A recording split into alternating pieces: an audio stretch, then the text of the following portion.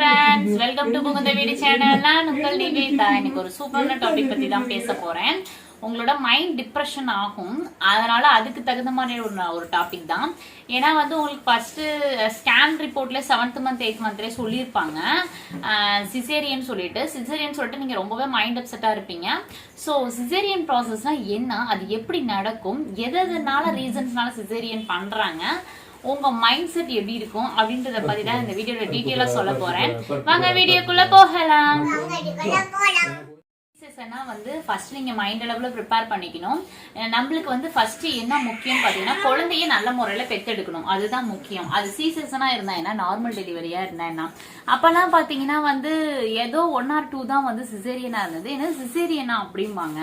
இப்ப பாத்தீங்கன்னா வந்து இது நார்மலா அப்படின்ற ரேஞ்சுக்கு போயிடுச்சு. ஏன்னா நார்மல் டெலிவரி ரொம்ப ரேர் ஆயிடுச்சு, சிசேரியன் ரொம்ப சாதாரணமா ஆயிடுச்சு. ஸோ நீங்க அதை ஃபர்ஸ்ட் மைண்ட்ல ஏத்திக்கோங்க. நீங்க ரொம்ப ஸ்ட்ரெஸ் பண்ணிக்காதீங்க. நார்மலானும் சிசேரியன் சொல்லிட்டாங்களே டாக்டர், எப்படியாவது நார்மலா ரொம்ப மைண்ட போட்டு டெப்ரெஸ் பண்ணிக்காதீங்க. C-செக்ஷனா இருந்தா என்ன, நார்மலா இருந்தா என்ன, எதுனாலும் நம்ம பேபி நல்ல முறையில வரணும். நம்ம நார்மல் சொல்லிட்டு சிசேரியன் பண்ற பேபியை வந்து நம்ம நார்மலுக்கு ட்ரை பண்ணி பேபிக்கு ஏதாவது ப்ராப்ளம் ஆயிடுச்சுன்னா அதுக்கப்புறம் இன்னும் ரொம்ப கஷ்டம் ஆயிடும்ல. சோ நம்மளுக்கு குழந்தை நல்ல முறையில இருந்தா போதும். C-செக்ஷனா இருந்தாலும் ஓகே, நார்மலா இருந்தாலும் ஓகே. உங்களுக்கு வந்து இந்தந்த ரீசன்னாலதான் வந்து C-செக்ஷன் சொல்லி பண்றதுக்கு வாய்ப்புகள் இருக்கும். சில காரணங்களால சிசேரியன் டாக்டர் பண்ண சொல்லியிருப்பாங்க. ஏன்னா சடனா பிபி இன்க்ரீஸ் ஆனா, சுகர், அதாவது பாடியில சுகர் இருந்தாலே வந்து நார்மலா சிசேரியன் தான். ஒரு சில பேத்துக்கு பிரெக்னன்சி சுகர் அதிகமா இருக்கும். ஸோ அந்த ரீசன்ஸ்னால வந்து சிசேரியன் பண்ண சொல்லியிருப்பாங்க. ஸோ இந்த மாதிரி வந்து நிறைய ரீசன்ஸ் இருக்கு. இது எல்லாமே வந்து அந்த டைம்ல வரதுனால வந்து சிசேரியன் சொல்லியிருப்பாங்க. சரி, எனக்கு வந்து 7th மந்த் 8th மந்த்தே சொல்றாங்கன்னா எதனாலன்னு பாத்தீங்கன்னா, லோ லையிங் பிளசண்டா வந்து ரொம்ப முன்னாடி இருக்கு, பேபிக்கு முன்னாடி இருக்கு, தலைய கொடிய சுத்தி இருக்கு, cord around the neck, cord around double tied to the neck அப்படின்லாம் இருந்ததுன்னா ஒரு சில உடம்பு வாக்குக்கு வந்து சிசேரியன் சொல்லியிருப்பாங்க. அதையும் மீறி நல்ல நேரம்னு ஒண்ணு இருக்கு. குழந்தையாவே வந்து அப்பவே வயிற்றுக்குள்ள வந்து ரொம்ப ஸ்மார்ட்டா வந்து அவங்க வந்து அவங்களாவே கொடியை எடுத்துக்கிட்டு வெளியே நார்மல் டெலிவரியா வந்துருவாங்க. என்னோட பாய் பேபி அப்படிதான். கார்டு அரௌண்ட் த நெக் தான், 5 கோடி சுத்தி இருந்தது. ஃபர்ஸ்ட் டபுள் டைம் சுத்தி இருந்தது, அப்புறம் ஒரு டைம் சுத்தி இருந்தது, அப்புறம் எல்லாமே அவங்களாவே எடுத்துட்டு நார்மல் டெலிவரியா வெளியே வந்துட்டாங்க. சோ அந்த மாதிரி நம்ம நேர காலத்தை பொறுத்துதான். இல்ல ஓகே எனிவே சிசேரியன் சொல்லிட்டாங்க அப்படின்னா நீங்க ரொம்ப ஒரி பண்ணிக்கிட்டுலாம் இருக்காதீங்க. இப்பெல்லாம் வந்து சாதாரணமா ஆயிடுச்சு. ஸோ வந்து ஃபர்ஸ்ட் சிசேரியன்னா என்ன சொல்லுவாங்கன்னா, ஒரு சில பேர்த்துக்கு வந்து நல்ல நாள் பார்த்துட்டு வந்துருங்க அப்படின்னு சொல்லுவாங்க. ஸோ நம்ம நல்ல நாள் பார்த்துட்டு போயிடணும். சடனா பண்றவங்களுக்கு வந்து டைமிங் உங்களுக்கு பெயின் வந்து இது சிசேரியன் சொல்லிட்டா அது வந்து ஒண்ணுமே பண்ண முடியாது. சில பேத்துக்கு பெயினே வராம நார்மல் டெலிவரி சிசேரியன் சொல்லியிருப்பாங்க. அந்த சிசேரியன்றப்ப வந்து அந்த டைமிங் வந்து நல்ல நாள் பார்த்துட்டு வான்னு சொல்லிடுவாங்க. நம்ம வந்து தேவையான பொருட்கள் எல்லாமே வந்து எடுத்துக்கணும். எல்லாமே வந்து அதாவது வந்து ஹாஸ்பிட்டல் பேக்னு சொல்லிட்டு நான் ஒரு வீடியோ போட்டிருக்கேன். உங்களுக்கு டெலிவரி போறதுக்கு வந்து அந்த பேக்ல என்னென்ன எடுத்துட்டு போகணுன்றத டீட்டெயிலா சொல்லியிருக்கேன். நீங்க வந்து உங்களுக்கு தெரியலன்னா அந்த வீடியோ போய் பாருங்க. அந்த வீடியோட லிங்க் வந்து டிஸ்கிரிப்ஷன் பாக்ஸ்ல நான் கொடுக்குறேன். அதுல தேவையான பொருட்கள்லாம் வந்து நீங்க முன்னாடியே ரெடியா வந்து நீங்க எடுத்துட்டு போயிடுங்க. நார்மல் டெலிவரினா 3 days, C-செக்ஷனா 5 days, மேக்ஸிமம் 7 days. அது ஒவ்வொருத்தவங்க உடம்பு வகை பொறுத்து. பிளட் ரொம்ப கம்மியா இருந்தா கூட C-செக்ஷன் பண்ண சொல்லுவாங்க. சரி ஓகே, நம்ம போயிட்டோம் ஹாஸ்பிட்டல் அப்படின்னு சொன்னா ஒரு குறிப்பிட்ட டைமிங் இருக்கும். உங்களுக்கு வந்து எடுத்தோடனே வந்து முதுகு தண்டுல ஸ்பைனல் கார்டுல இன்ஜெக்ஷன் போடுவாங்க. அந்த இன்ஜெக்ஷன் எதுக்காகன்னு பாத்தீங்கன்னா, மருத்து போற இன்ஜெக்ஷன். உங்களுக்கு இடுப்புக்கு கீழே வந்து மருத்து போயிடும். அந்த இன்ஜெக்ஷன் வந்து ரொம்பவே பெயினா இருக்கும். எதனாலன்னு பாத்தீங்கன்னா, எனக்கு தெரியும், ஃபர்ஸ்ட் பேபி வந்து எனக்கு எபிடோரல் டெலிவரி மீன்ஸ் என்னன்னு பாத்தீங்கன்னா, வலி இல்லாத பிரசவம்னு சொல்லுவாங்க. வலி இல்லாமலாம் இல்ல, வலிச்சிச்சு, இருந்தாலும் கொஞ்சம் தாங்கிக்கிற அளவு இருந்துச்சுன்னு வச்சுக்கலாம். சோ அந்த மாதிரி இருக்கிறப்ப வந்து எபிடோரல் போட்டாங்க. எனக்கு ஸ்பைனல் கார்டுல ரொம்பவே வலிச்சிச்சு. உங்களுக்கு வந்து போனே ஃபர்ஸ்ட் ட்ரெஸ் சேஞ்ச் பண்ணி விட்டுருவாங்க. அந்த லேபர் வார்டு ட்ரெஸ் மாத்தினதுக்கு அப்புறமேல உங்க முதுகு தண்டுல வந்து கரெக்டாக ஓப்பனிங்கோட ஜிப்போட ட்ரெஸ் இருக்கும். அது ஒரு சில ஹாஸ்பிட்டலை பொறுத்து மோஸ்ட்லி ஆல்மோஸ்ட் அப்படிதான் இருப்பாங்க. அதை ஓப்பன் பண்ணிட்டு வந்து உங்களுக்கு முதுகு தண்டுல இன்ஜெக்ஷன் போடுவாங்க. அதுக்கு முன்னாடி அந்த இன்ஜெக்ஷன் சேருதா என்னன்ட்டு ஒரு குட்டியா ஒரு இன்ஜெக்ஷன் கையில போட்டு ஏதாவது அரிப்பு இருக்கா அப்படின்னு சொல்லிட்டு பாப்பாங்க. ஏதாவது வெடவெடன் வருதா, உங்களுக்கு தலை சுத்துதா, அரிக்குதா அந்த இடம் அப்படின்னு சொல்லிட்டு செக் பண்ணுவாங்க. சொல்லுவாங்க. அதெல்லாம் இல்லை அப்படின்னு நார்மல் ஆயிடுச்சுன்னா அதை வந்து பின்னாடி இந்த ஸ்பைனல் கார்டில் அந்த மருத்து போகிற இன்ஜெக்ஷன் போட்டுருவாங்க, அனஸ்தீசியான்னு சொல்லுவாங்க.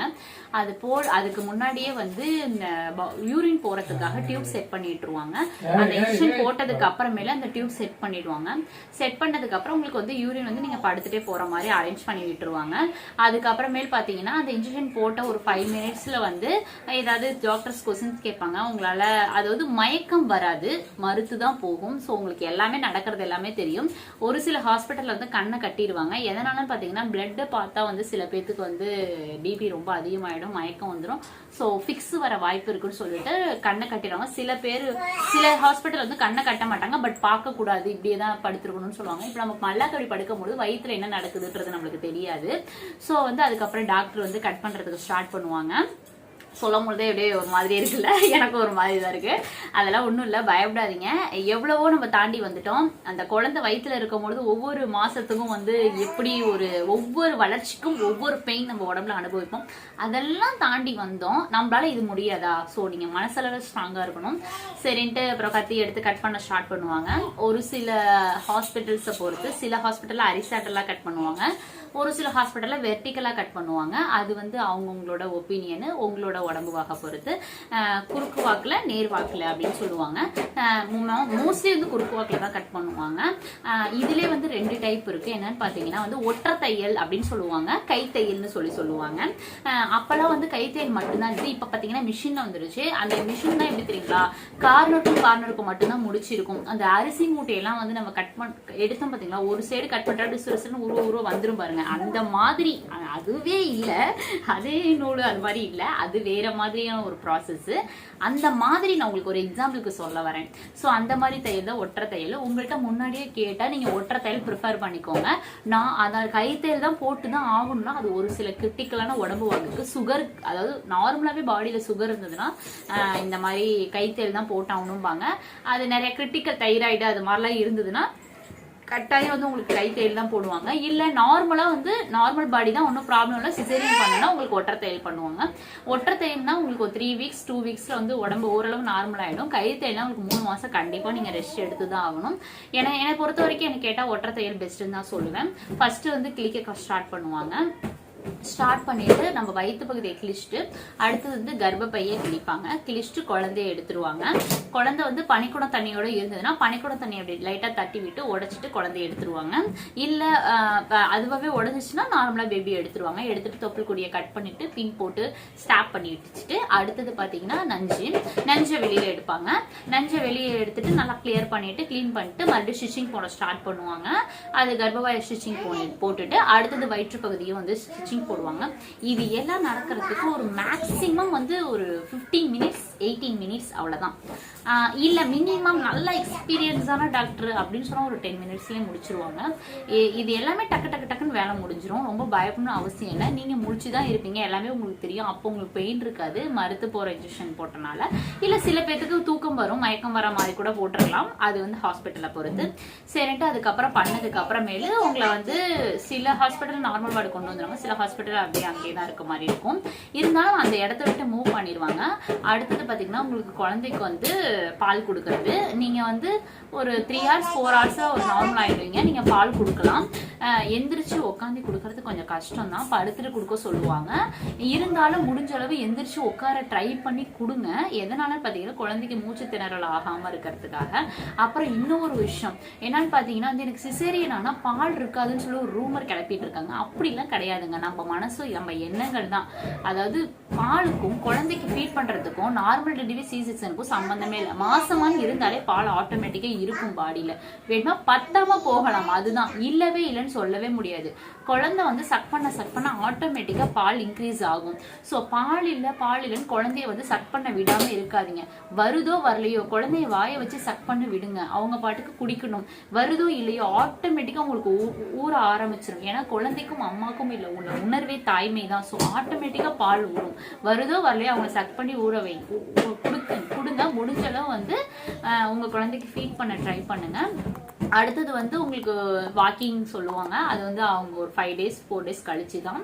ஸோ அந்த மாதிரி மெல்ல மெல்ல சின்ன சின்ன இதெல்லாம் செய்ய சொல்லுவாங்க. ஹாஸ்பிட்டல்ல இது ஃபுட்டுக்கெல்லாம் சொல்லுவாங்க, என்னென்ன ஃபுட்டு எடுத்துக்கணும்னு சொல்லிட்டு நீங்க அதெல்லாம் ஃபாலோ பண்ணிங்க. 5 daysல டிஸ்சார்ஜ் ஆகி வீட்டுக்கு வந்துடலாம். அதுக்கப்புறம் பாத்தீங்கன்னா எல்லாரும் ஆப்ரேஷன் ஆப்ரேஷன் ஆப்ரேஷன் அப்படின்னு ஒரு ஆளே வருவாங்க பாருங்க. ஆளாளுக்கு கேட்கறதுக்காகவே வருவாங்க.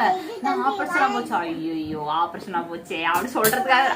பெத்தெடுக்கிறது என்னமோ நம்ம தான், இவ்வளவு வலிய கஷ்டப்பட்டு கிழிச்சு எல்லா தையலையும் தாங்குறது என்னமோ நம்ம தான். இது என்னமோ ஒரு பெரிய விஷயம் மாதிரி அப்படியே பேசுவாங்க. பேசுறதுக்காகவே ஒரு கூட்டம் இருக்கு. நீங்க அதை பத்தி எல்லாம் ஒரே பண்ணிக்காதீங்க. இந்த காலகட்டத்துல ஆப்ரேஷனா வந்து ஒரு சகஜமான ஒரு விஷயம். நார்மலா இருந்தா ஆப்ரேஷன் நல்ல முறையில குழந்தை பெத்தெடுத்துட்டோமா, அதுதான் முக்கியம். சொல்றாங்களா தலையாடிட்டு போயிட்டே இருங்க. அதை பத்தி நீங்க ஃபீல் பண்ணிட்டே இருக்காதீங்க. என்னடா இப்படி ஆப்ரேஷன் ஆச்சு அப்படின்னு நீங்க கவலைப்பட்டே இருக்காதீங்க. குழந்தை பிறக்கிறதுக்கு முன்னாடி இருக்கிற உடம்பை விட குழந்தை பிறந்ததுக்கு அப்புறம் நீங்க எவ்வளவுக்கு எவ்வளவு சேஃப்டியா இருக்கீங்களோ அதுதான் ரொம்ப முக்கியம்.